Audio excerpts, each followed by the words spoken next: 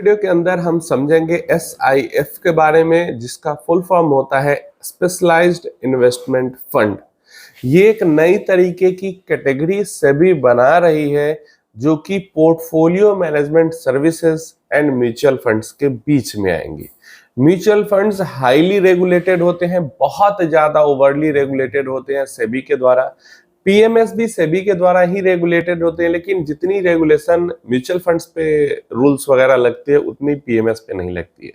तो इसके बीच का एक प्रोडक्ट लेके आई SIF सेबी, जो कि म्यूचुअल फंड के जितना रेगुलेटेड होगा लेकिन पीएमएस के जितना फ्रीडम मिलेगा इसको बाइंग सेलिंग सब कुछ के लिए। और ये प्रोडक्ट इसलिए भी सेबी लेके आई क्योंकि सेबी का मानना है कि इस प्रोडक्ट के आने के बाद जो इलीगल पीएमएस वाली सर्विसेज होती हैं, जो सेबी रजिस्टर्ड नहीं है या जिन्होंने इस चीज की पढ़ाई वगैरह नहीं की है और वो स्कैम करते रहते हैं लोगों को पीएमएस के नाम पे, वो चीजें कम से कम बंद हो जाएगी। जो रिटेल इन्वेस्टर है वो जो झांसे में फंस जाता है इलीगल पीएमएस के, वो चीजें बंद हो जाएगी और यहाँ पे सिर्फ 10 लाख रुपए के इनिशियल अमाउंट से पीएमएस की सर्विस, पीएमएस की तरह सर्विस SIF के अंदर में ले पाएंगे रिटेल निवेशक। तो इसलिए स्पेशलाइज्ड इन्वेस्टमेंट फंड बनाया गया। अब बात आती है पैसे की सेफ्टी की। तो अगर आपको ये अब भरोसा हो चुका है इतने दिनों में कि जो रेगुलेशन वगैरह है, जो सारी बॉडीज हैं, आपका पैसा म्यूचुअल फंड के अंदर सेफ रहता है, कोई लेके भागता नहीं है, तो वही सारी चीजें SIF में भी होने वाली है, रेगुलेशन वगैरह सब कुछ।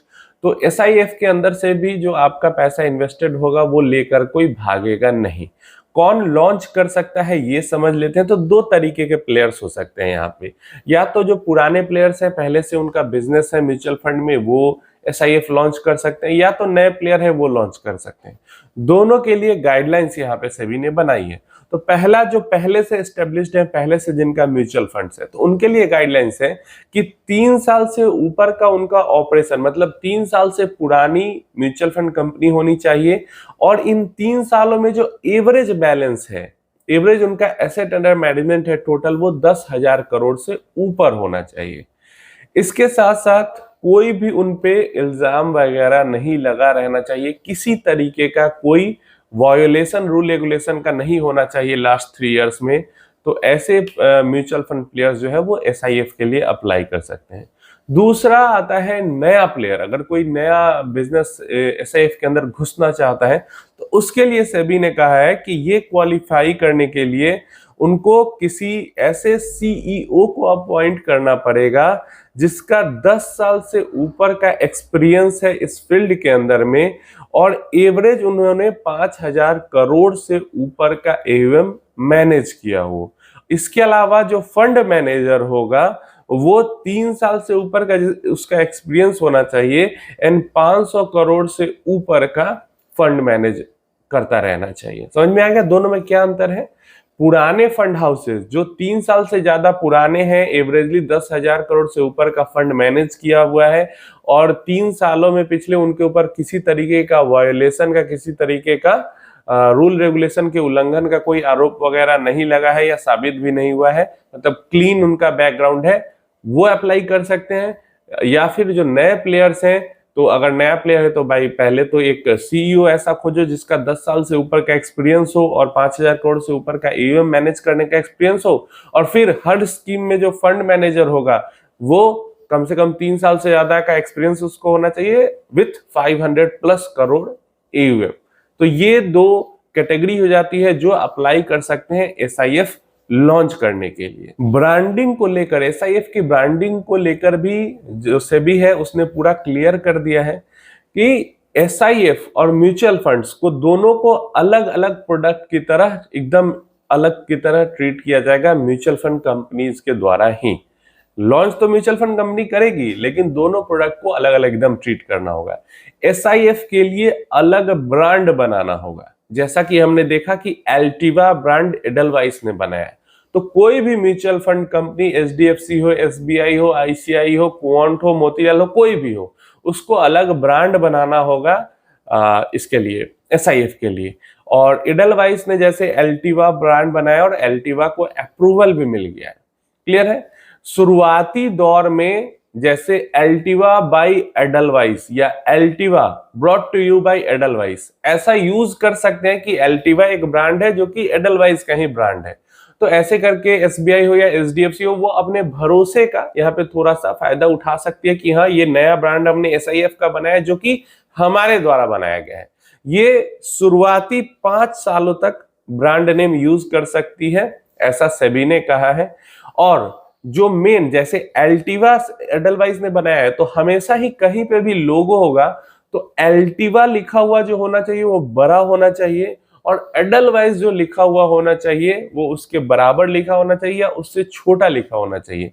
अब ऐसा नहीं है कि जो एसआईएफ का ब्रांड नेम है वो आप छोटा कर दोगे और आपका म्यूचुअल फंड वाला जो ब्रांड नेम है उसको आप बड़ा कर दोगे, वो नहीं होना चाहिए। तो ये एकदम क्लियर कर दिया है।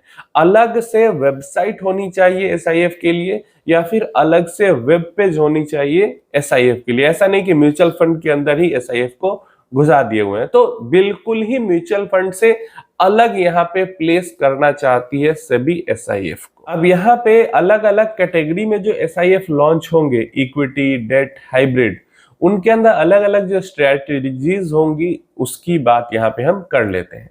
तो इक्विटी के अंदर 3 स्ट्रेटजी होगी। सबसे पहला इक्विटी लॉन्ग शॉर्ट, जिसके अंदर मिनिमम 80% जो एक्सपोजर है वो इक्विटी के अंदर होना चाहिए, और इसके अंदर 25% तक शॉर्ट एक्सपोजर ले सकते हैं। अनहेज्ड एक्सपोजर डेरिवेटिव्स के थ्रू शॉर्ट कर सकते हैं।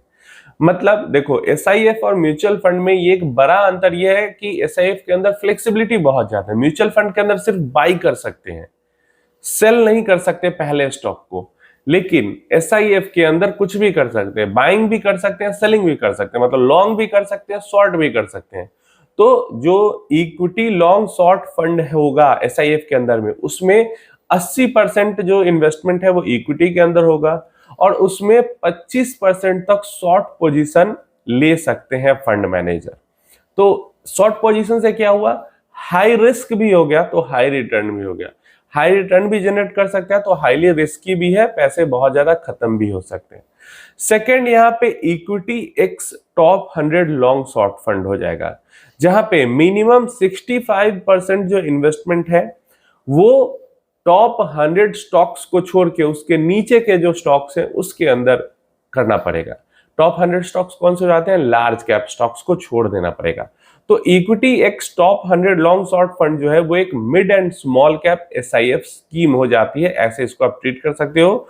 और इसके अंदर भी 25% का शॉर्ट एक्सपोजर फंड मैनेजर ले सकते हैं। थर्ड है sector rotation long short fund. तो यहाँ पे ये एक थीमेटिक फंड की तरह कह सकते हैं, क्योंकि सेक्टोरल नहीं कह सकते क्योंकि एक सेक्टर नहीं, यहाँ पे 4 सेक्टर के बारे में कहा गया है कि 80% जो एक्सपोजर है वो 4 सेक्टर में मैक्सिमम लेना है, और यही हो जाता है हमारा sector rotation long short fund. 25% का शॉर्ट पोजीशन यहाँ पे भी ले सकते हैं। तो तीनों ही इक्विटी कैटेगरी में 25% का शॉर्ट पोजीशन ले सकते हैं। एक हो जाता है proper flexi cap type of equity category, जहां 80% तक इक्विटी में इन्वेस्ट करो, जहां मन करे वहां इन्वेस्ट करो। दूसरा हो जाता है x top 100 long short fund, जो कि एक mid and small cap category हो जाते हैं। तीसरा सेक्टोरल थीमेटिक कैटेगरी यहाँ पे हो जाता है। अब नेक्स्ट हम बढ़ते हैं डेट ओरिएंटेड इन्वेस्टमेंट स्ट्रेटजी जो होगी इनकी, उसके बारे में। पहला इक्विटी हो गया, दूसरा डेट हो गया। अब डेट के अंदर में भी डेट लॉन्ग शॉर्ट फंड होगा, जिसके अंदर में डेट इंस्ट्रूमेंट्स में ये इन्वेस्ट कर सकते हैं, अक्रॉस डेट इंस्ट्रूमेंट्स में, और शॉर्ट एक्सपोजर भी ले सकते हैं एक्सचेंज ट्रेडेड डेट डेरिवेटिव्स है उनके थ्रू। और दूसरा हो जाता है sectoral debt long short fund, जिसमें investment in debt instruments of at least 2 sectors with maximum 75% in single sector. मतलब जो सेक्टोरल डेट फंड होगा इनका एसआईएफ के अंदर में, उसके अंदर 2 सेक्टर्स के अंदर एक्सपोजर ले सकते हैं, और एक सेक्टर में मैक्सिमम 75% का एक्सपोजर ले सकते हैं। और अगेन वही maximum short exposure through unhedged derivatives position in debt instrument is 25%। Equity के अंदर 25% शॉर्ट एक्सपोजर ले सकते थे, डेट में डेट के अंदर भी 25% तक शॉर्ट एक्सपोजर ले सकते हैं। तो पहला flexi cap type of debt हो गया, जहां पे जिधर इन्वेस्ट करना है करो, और दूसरा sectoral type of debt instrument हो जाता है। थर्ड हमारे पास कैटेगरी आ जाती है हाइब्रिड कैटेगरी, जिसमें पहला आ जाता है active asset allocator long short fund. Again ये एक फ्लेक्सी कैप टाइप ऑफ, मतलब एक फ्लेक्सी कैप इक्विटी हुआ, एक फ्लेक्सी कैप डेट हुआ, और ये जो फ्लेक्सी कैप है इसमें अलोंग मतलब सारी एसेट क्लास के अंदर फ्लेक्सिबिलिटी दी गई है। जो active asset allocator long short fund है वो डायनेमिकली इक्विटी के अंदर, डेट के अंदर, डेरिवेटिव्स के अंदर, रीट्स के अंदर, इन्वेट्स के अंदर, कमोडिटी डेरिवेटिव्स के अंदर हर जगह पे इन्वेस्टमेंट कर सकते हैं, लॉन्ग में भी और शॉर्ट में भी, शॉर्ट में वही 25% तक। इसके बाद हाइब्रिड लॉन्ग शॉर्ट फंड है जिसमें minimum 25% in equity, minimum 25% in debt investment करना पड़ेगा और मैक्सिमम 25% शॉर्ट एक्सपोजर ले सकते हैं। समझ गए? तो जो हाइब्रिड लॉन्ग शॉर्ट फंड होगा इसमें मिनिमम 25% इक्विटी और 25% तो डेट होगा ही होगा, बाकी का 25% जहां चाहे वहां इन्वेस्ट कर सकते हैं और अप टू 25% तक कर सकते हैं। तो ये सारी इन्वेस्टमेंट की स्ट्रैटेजीज हो जाती है और डेफिनेटली हर किसी इन्वेस्टर के लिए ये नहीं है, क्योंकि स्ट्रैटेजीज को समझना और इसको सीखना या समझ में अगर आपको नहीं आता है, आप कहीं का कहीं इन्वेस्टमेंट कर देते हो तो वो गलत हो सकता है। इन्वेस्टमेंट का क्या सिस्टम है यहाँ पे वो समझ लो। The minimum investment threshold is 10 lakh rupees per investor at per PAN level across all SIF investment strategy. मतलब 10 लाख रुपया एक पैन पे एसआईएफ के अंदर जाना चाहिए।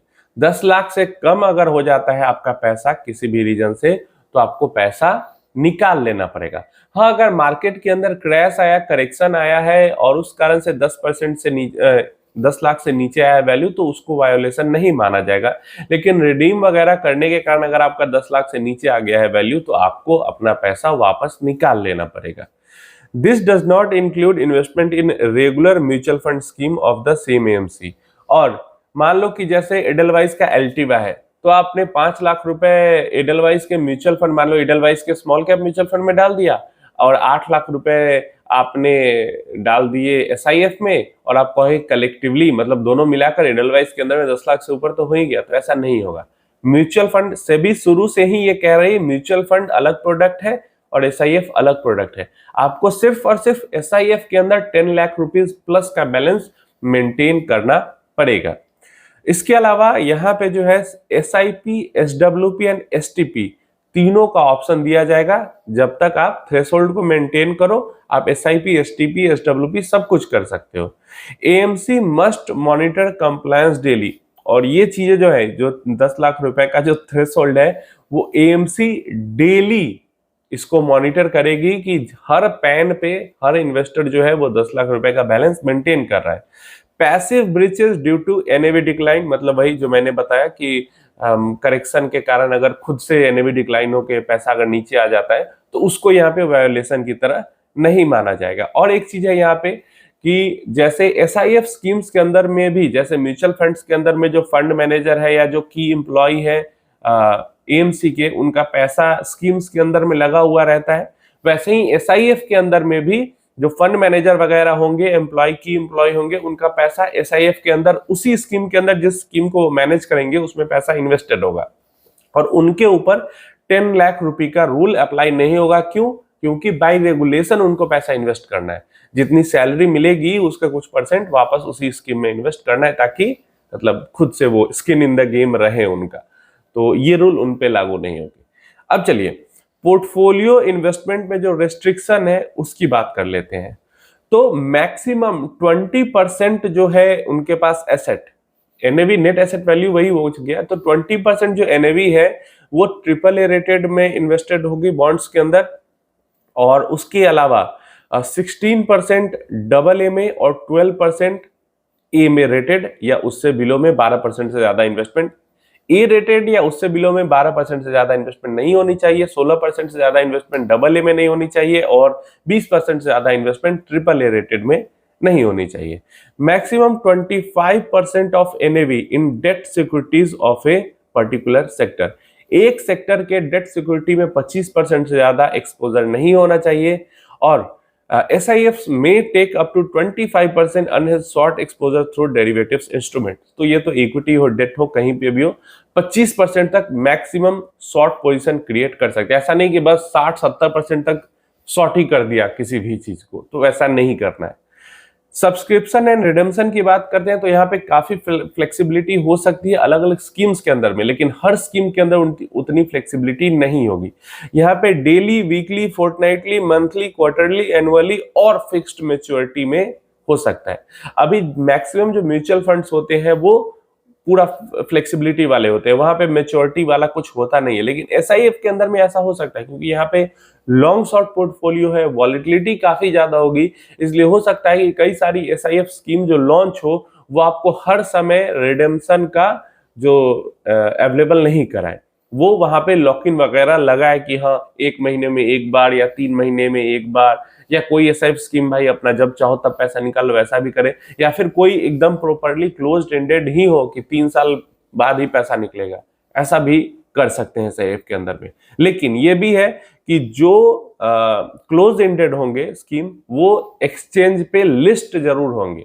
जैसे ईटीएफ लिस्ट होता है, ईटीएफ को बाई सेल कर सकते हैं, वैसे ही क्लोज एंडेड जो एसआईएफ होंगे उनका यूनिट की जो है वो एक्सचेंज पे लिस्ट होगा और वहां पे यूनिट्स की बाइंग सेलिंग कर पाएंगे। अब नॉर्मल सी बात है, शुरुआती फेज में बहुत ज्यादा वॉल्यूम नहीं होगा, बायर सेलर बहुत ज्यादा नहीं होंगे, धीरे धीरे करके ग्रो होगी ये चीजें। हाँ, सब्सक्रिप्शन एंड रिडेम्पशन फ्रीक्वेंसी में डिफर, यस, अलग अलग स्कीम के लिए या एक ही स्कीम के लिए सब्सक्रिप्शन और जो रिडेम्पशन है वो डिफरेंट टाइमलाइन में हो सकता है। Notice period for redemption can be implemented up to 15 working days. किसी भी कारण से आपको अगर रिडीम करने के लिए पैसा कहा जाता है तो 15 दिन का वहां पे नोटिस पीरियड दिया जाएगा। लिस्टिंग ऑफ यूनिट्स मैंने बता दिया कि जो भी क्लोज एंडेड होंगी एसआईएफ उनका, जैसे बीएसई, एनएसई जो स्टॉक एक्सचेंजेस है वहां पे लिस्ट होंगी उनकी यूनिट्स, ताकि जो लिक्विडिटी है वो बनी रहे और अच्छी रहे लिक्विडिटी। ये बिल्कुल ध्यान में रखने की जरूरत है कि शुरुआती फेज में लिस्टेड जो होंगे एसआईएफ उनके अंदर बिल्कुल लिक्विडिटी नहीं होगी क्योंकि इन्वेस्टर ही ज्यादा नहीं होंगे। चलिए, कम्युनिकेशन रिस्क के बारे में जो बताया जाएगा, जैसे म्यूचुअल फंड में 5 रिस्क के बारे में बताया, मतलब 1 2 3 4 5 ये करके अलग अलग कलर में रिस्क को बताया जाता है। कम रिस्की है, ज्यादा रिस्की है, बहुत ज्यादा रिस्की है। तो वैसे ही यहाँ पे भी प्रॉपर उसी तरीके से बताया जाएगा। A 5 level risk band system will depict potential risk from lowest to highest. SIF must include scenario analysis showing expected losses due to market movements.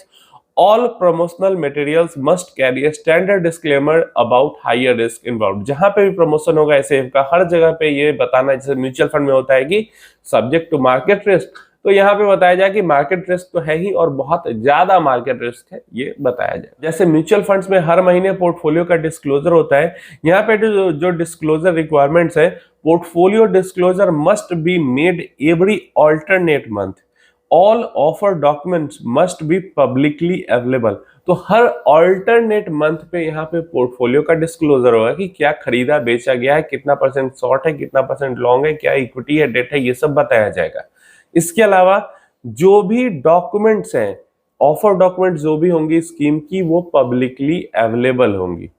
Third, standard disclaimer required on all advertisements, वही कि risky है, loss हो सकता है, जो mutual fund के advertisement में होता है।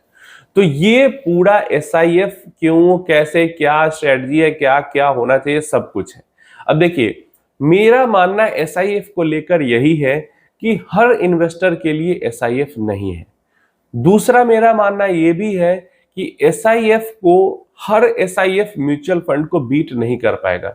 मुझे लगता है 10, 20 या 50 एसआईएफ में से 1-2 एसआईएफ ऐसा होगा जो कि अपनी ही म्यूचुअल फंड स्कीम को बीट कर पाए। जैसे एडलवाइस का एसआईएफ है, या एसबीआई का एसआईएफ आएगा, निपॉन का एसआईएफ आएगा, क्वांट का एसआईएफ आएगा।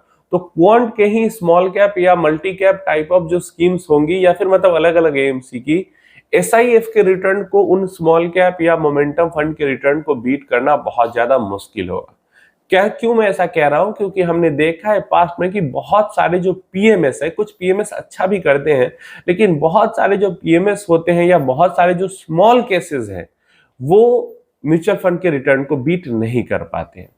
तो इसलिए एक तो ये चीज है कि बीट कर ही देंगे म्यूचुअल फंड को और बहुत तगड़ा रिटर्न देंगे ही देंगे, ये यहाँ पे गारंटेड नहीं है और इसके चांसेस बहुत ज्यादा कम है। दूसरा, रिस्क बहुत ज्यादा यहाँ पे इन्वॉल्व है, इसलिए भी ये सारे इन्वेस्टर के लिए नहीं है। और तीसरा, 10 लाख रुपया से ऊपर इन्वेस्टमेंट ही करना है, मतलब एसआईपी भी करनी है तो पहले 10 लाख डालो उसके बाद एसआईपी करो।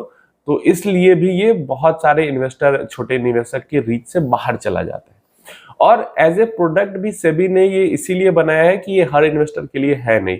जो हाई रिस्क लेते हैं, इलीगल पीएमएस के चक्कर में फंस जाते हैं, स्कैम के चक्कर में फंस जाते हैं, उनके पास पैसा है अच्छा खासा इन्वेस्टमेंट के लिए, ये प्रोडक्ट भी उन्हीं के लिए बनाया गया है। और आगे चल के ये चीजें हमें समझ में भी आ जाएगी। तो डेफिनेटली लॉन्च होगा एसआईएफ, बट मैं बिल्कुल उसके अंदर जंप इन नहीं करने वाला हूं। मैं यहाँ पे एटलीस्ट 2-3 इयर्स तक तो वेट एंड वॉच करूंगा, देखूंगा कि ये कैसे यहाँ पे प्ले आउट हो रहा है और किस टाइप के रिटर्न ये दे पा रहे हैं। खासकर म्यूचुअल फंड्स के साथ कंपेयर करके इनको देखना बहुत जरूरी है, क्योंकि रिस्क ये म्यूचुअल फंड से काफी ज्यादा हायर लेंगे। तो क्या जो हायर रिस्क म्यूचुअल फंड के अगेंस्ट में वो ले रहे हैं, क्या उसके अगेंस्ट में रिटर्न को वो जस्टिफाई कर पा रहे हैं? ये सब देखने के बाद बहुत समझदारी से इसके अंदर इन्वेस्टमेंट करने या ना करने का कॉल लेना पड़ेगा। बिल्कुल भी अगर आपके पास पैसा है भी या म्यूचुअल फंड में आपका 40-50 लाख का पोर्टफोलियो, तो बिल्कुल भी म्यूचुअल फंड को बेच के इसके अंदर जंप इन करने का इन माय ओपिनियन तो अच्छा डिसीजन नहीं होगा। आप अपनी राय इसके बारे में बताना कि आप क्या सोचते हो इसके बारे में और कैसा क्या आपका डिसीजन इसके लिए होने वाला है। इस लेके मतलब एसआईएफ से रिलेटेड कोई क्वेश्चन क्वेरी है आपके पास अभी भी बची हुई, तो नीचे कमेंट बॉक्स में पूछ लेना।